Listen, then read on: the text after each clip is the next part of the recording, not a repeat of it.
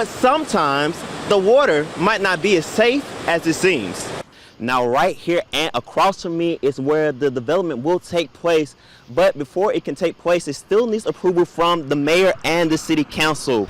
3 men, including a father and son, have been charged in that weekend event in Brighton that murdered Antonio and injured 6 others. Their bond is set at $250,000. This time, we're raising up our balloons and we're raising our candles in honor of those lost loved ones. One of those loved ones include Antonio Hinkle, who was murdered at community event on last weekend. People loved him. He made people feel welcome. He made them feel like they had a true friend. He was a true friend to people. Antonio was shot to death while trying to protect children from gunfire at the Love Thy Neighbor Day in Brighton. He never stopped giving. That's all I hear, that he had a giving person, big heart. He leaves behind his wife and 3 children, but the thing he will mostly be remembered for is his heart for others. He was always willing to do for you, always just so soft-spoken, and loving my daughter and my grandbaby and his other 2 kids that's in Virginia was commendable. The community will continue to preserve his legacy and will remain dedicated for change to happen. Wish we would stop the violence. Stop the violence.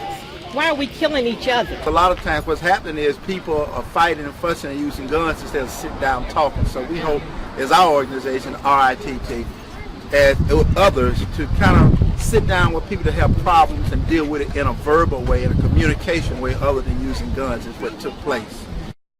3 men, including a father and son, have been charged in that weekend event in Brighton that murdered Antonio and injured 6 others. Their bond is set at $250,000. In studio, Courtney Chandler, CBS 42 News.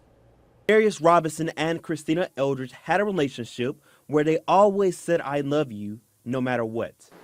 The last text message that I sent him, I said, "Thanks for all the hugs and the kisses."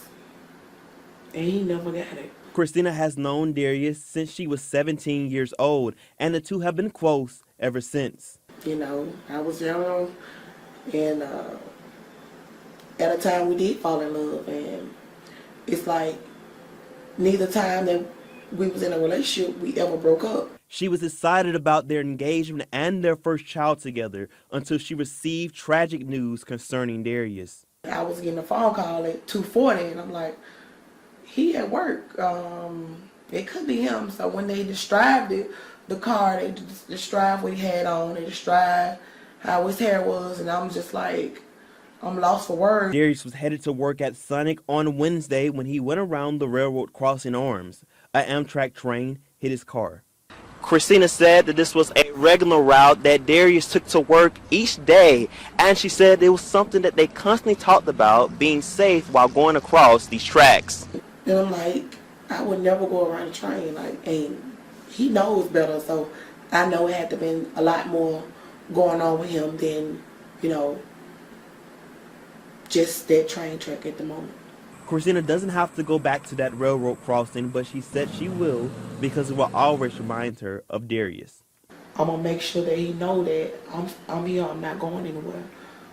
Most of all, she wants to continue to keep his spirit alive so her unborn baby girl will know that he is always with them.